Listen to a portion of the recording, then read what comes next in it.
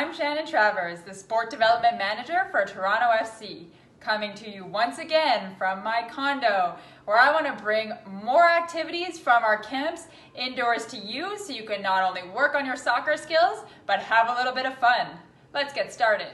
Activity number 1 is a plank. This is a fitness exercise that you may have heard of. If you haven't, it's working your core muscles and strengthening them, which is great for the soccer field because if a defender's trying to push you off the ball, your muscles are strong, you'll be able to hold them off. Now, the best part about this drill is you don't need any equipment. If you have a blanket or a towel or an exercise mat and you want to put those under your arms for comfort, that's great. Go ahead and do that. If not, you can just use some space on the ground. Also, if you want a little bit of a challenge, grab any household item that you can balance on your back. I'm going to do my TFC water bottle.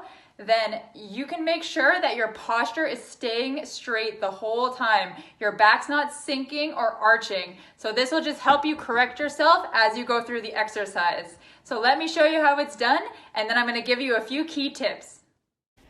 To get into a plank position, put your forearms on the ground, shoulder width apart, and put your feet out behind you. Lift your body and contract your core muscles so that your back stays flat and your body stays straight and still. You should be able to see a triangle from the tips of your fingers to your elbow, up to your shoulder, and back to your fingers. If you need a bit more of a challenge, put your feet closer together, or if you need to make it easier, you can step your feet further apart. This is a perfect activity to challenge yourself. You can time yourself like I did, or if you have someone around, challenge them to a friendly competition to see who can hold it the longest. But before you do this, please listen to my 3 key tips.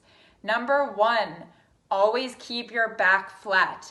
If your back is arching or if it's sinking in, you risk the chance of injury, so we don't want that. So make sure you think, if a line could be drawn from the top of your head straight to the bottom of your feet, this will help you keep your form the whole time. Number 2, breathe. This sounds extremely obvious, but if you're holding your breath, which many people tend to do and not even realize it, you're not getting oxygen to your muscles and they're not going to be able to perform at their best. And number 3, contract your core muscles. This will help you be able to withstand someone nudging you or trying to push you over, which, as I spoke about before, will help you on the soccer field. So keep these in mind and go try your planks. As we all know in soccer, it's super important to be able to dribble with both your left foot and your right foot, as well as the inside and the outside of both of these feet. That's why this activity is going to be a figure 8 dribbling drill. This will allow you to work on all of these things at one time. Now, what do you need in terms of equipment? You're going to need 2 markers. I'm going to use 2 water bottles and they will act as my pylons as I go around the course. Now, you can use anything you want. Make sure it's not breakable and make sure it's not too big that it's going to get in your way while you're dribbling. Now, the next thing you're going to need is something to replace your soccer ball. If you're allowed to use a soccer ball inside, go for it. I'm going to use my socks. These are clean, so don't worry.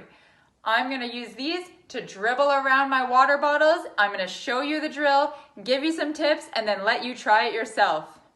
Starting on the outside of one of my pylons, I'm going to use the inside of my right foot to dribble diagonally to the other pylon. Then I'm going to use the outside of my right foot to turn the corner and switch to the inside of my left foot to come back diagonally. Then I'm going to use the outside of my left to turn that corner and then back to the beginning. Continuing this figure 8 motion as many times as possible with as many touches as possible to keep in control.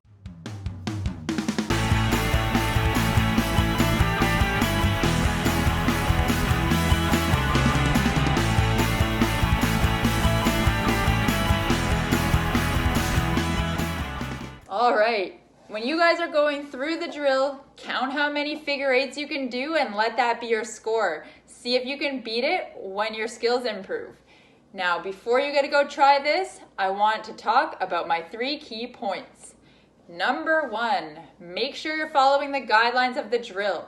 If it's your left foot, if it's your right foot, inside or outside, stick to that even if you're not comfortable. Now's the time to make mistakes and practice and get better versus just sticking to what you're comfortable with. So try it all out. Make sure you're comfortable with all areas of the foot. Number 2, stay light on your toes. If you're on your toes, it's much easier to get a lot of touches in, which is going to help you control the ball. And if you start to lose control, it's a lot easier if you're on your toes than if you have flat feet.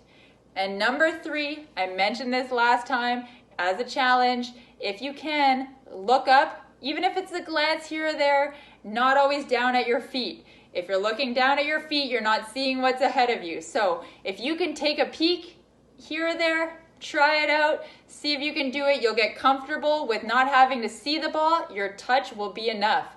So I'm going to let you guys try this out. If you want a bit more of a challenge, put your markers closer together so that you have to do a lot of touches and keep the ball under control to go through the circuit. Or if you need more touches, back your markers up until you get used to the movement. I'm going to let you try it. I'm going to say goodbye for now. I will see you in our next video. If you like, give us a thumbs up, give us a comment. And my comment to you, same as last time, please wash your hands. We touched some socks. So wash your hands, stay safe. I will see you next time.